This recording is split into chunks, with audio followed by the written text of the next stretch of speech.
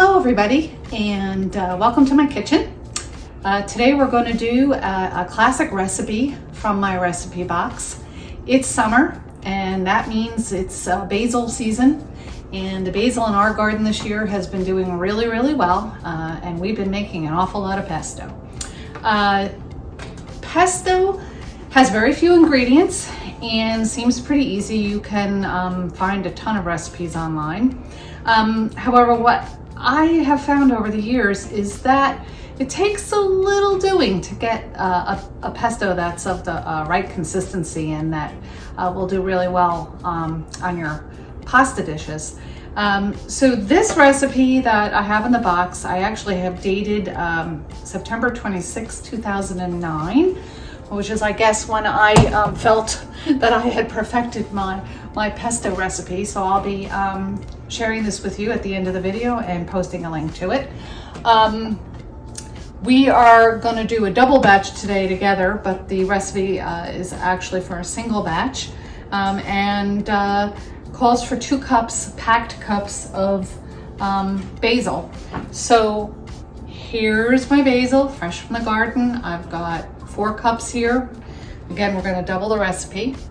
The next thing we're going to need is some Parmesan cheese. Any kind of cheese you use on your pasta is fine. If you like Romano or any other kind, as long as it's grated. Recipe calls for half a cup. Garlic. The recipe calls for 3 medium cloves of garlic. So I've got 6 here. Be careful, it's raw. And if you put too much garlic in your pesto, you're definitely not gonna like it. It's gonna be way too strong. So past versions of pesto recipes that I've done, have ended up with something that was, sometimes it was inedible. So be careful with how big they are and don't overdo it. You can always add and, adjust the next time you go through it. But if you put too much, your pesto is really ruined. The next is pine nuts. So this is a little bag of 8 ounces of organic pine nuts. Pine nuts are very expensive. So you have to toast them, and the recipe calls for 1/3 cup of toasted pine nuts. So I have pre-toasted these, and I have 2/3 cup here. I usually get my pine nuts at BJ's. They have really good organic pine nuts at a decent price. The recipe calls for quite a bit of them. So that's the one, kind of expensive ingredient that's in pesto. You can substitute other nuts, right, for those pine nuts. And pumpkin seeds do really good as a substitute. Pistachio nuts you can substitute, walnuts you can substitute, but that changes the flavors of the pesto, but all of those will be perfectly delicious and maybe more economical too. So I have done it with the different kinds of nuts in the past, and I've liked the outcome. Olive oil. That's the next. Half a cup of olive oil. Make sure it's a nice, olive oil with a good flavor. Pesto's another one of those recipes where the flavor of the olive oil actually does matter. So you don't want to use a very light olive oil. Use something that's got some good flavor to it, and that you like, and that you think you would like on your pasta. And then salt and pepper to taste. The recipe calls for 1/2 teaspoon of each of those. The cheese is kind of salty, so remember you're working with a salty cheese. So the other thing that's interesting about making pesto is that the order in which you add the ingredients actually matters. So I am using a food processor today. You could use a blender.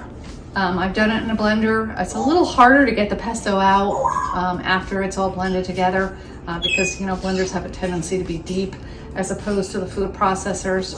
Just a regular blade in your food processor is fine. And like I said, the order of the ingredients actually matters. So the recipe says the nuts, the cheese, and the olive oil first. So let's put, and the garlic, right? So let's put the garlic first. And it's cut up, by the way. Those cloves of garlic, I have them cut up into chunks. It just makes them easier to process. So don't put them in whole because they won't process as well with the nuts, which are gonna go in next. And then the cheese. When you're dealing with a food processor, you know, try to just get it in around that blade so it's not all sitting on top of the blade. I guess that's common sense. Cheese. And then the olive oil. So here's the olive oil. We'll drizzle that in. Now, keep your olive oil on hand after you put in what the recipe calls for, because depending on the basil, right, that day you may think you have a little too thick of a consistency. You might want to add a little bit more olive oil to the mix, but for now we're putting in what the recipe calls for. So we've got all that in. We're gonna just give this a whirl.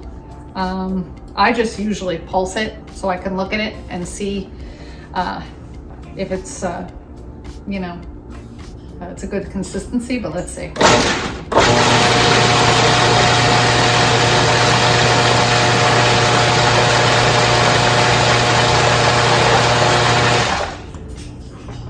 That's not so bad, right? I keep a scraper. I see a nut that popped up. I'm gonna get that back in there. Just give it another whirl.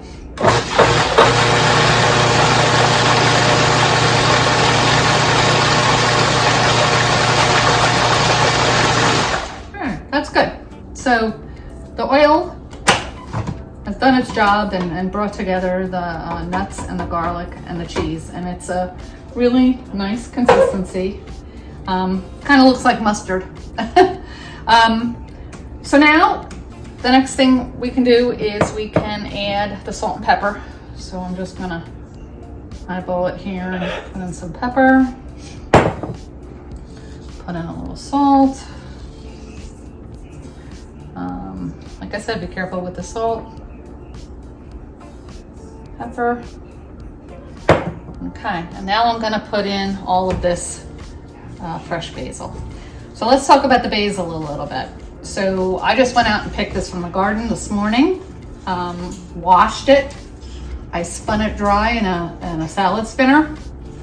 I got rid of any, you know, thick stems, but I did use a lot of the soft, you know, when basil grows, it gets these little kind of like buds on the end where it wants to flower and seed.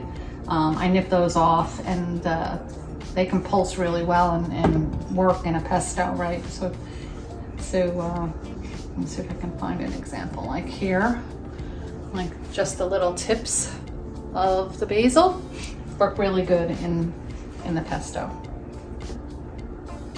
All right, so now we're gonna pulse that.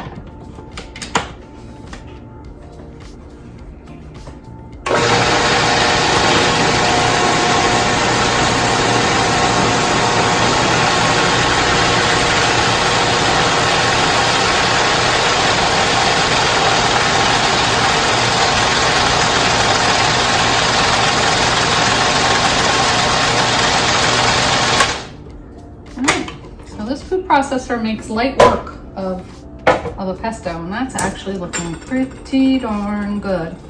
I'll just push everything down a little bit. Just take a look, make sure you've got no, you know, leaves that haven't been processed. And honestly, I don't think this needs another thing. So I just want to show you with a spoon the consistency I have on this, so you can see it. It's a little tough on video, but hopefully you can see that, and I'll take some pictures of it and add it at the end as well, so you can get a really better feel of what this looks like. It's not too, you know, loose, not too tight. It really doesn't need any more oil today. You know, sometimes if you know you had a little bit more basil, you wanted to just throw in that little extra handful that you had.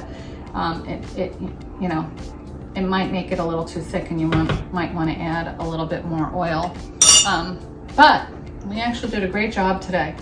So what happens now is we will take this out of the food processor, put it in a plastic container. It'll stay in the refrigerator. If you keep it closed up well, it'll stay in the refrigerator for up to about a week. I'd say 5 days or so. Or you can pop it right into the freezer. Now, everybody has their way of freezing pesto. Some people like to put it in ice cubes so they can add it to sauces and things like that. I don't go that far with it. I just put it in the plastic container. I put a date on it. I pop it in the freezer. And then we have pesto dishes all throughout the winter. I like to do a pesto pasta with sweet sausage, grilled sweet sausage. Serve that along with it. And I also, when I boil the macaroni and I put the pesto on it, I like to add some mascarpone into the hot pasta, mascarpone cheese into the hot pasta, stir that around and make the pasta a little creamy, and then add the pesto. It just makes it nice and smooth and gives it a nice creamy texture as well. And keep a little pasta water on the side if you need to thin it out a little bit. One batch of the pesto in my recipe should be enough for 1 pound of macaroni. I like to use Radio Torre. They have a lot of, the pasta shape, they have a lot of nooks and crannies that the pesto can hide in, and they're a great shape for doing pesto pasta. Of course, you can use any shape of pasta that you want. I use something like a ziti or a rigatoni or a penne, something like that, or a spiral pasta, something that'll really hold that pesto sauce on there. So that's it, pesto, Sandy style, from my recipe box to yours. I hope you make a batch soon. I hope you're all growing basil in your backyards, and if you're not, stop on by because in July and August I have quite a bit growing in the backyard. I'd be happy to share. So I hope you're all doing well. Love ya. See you next time.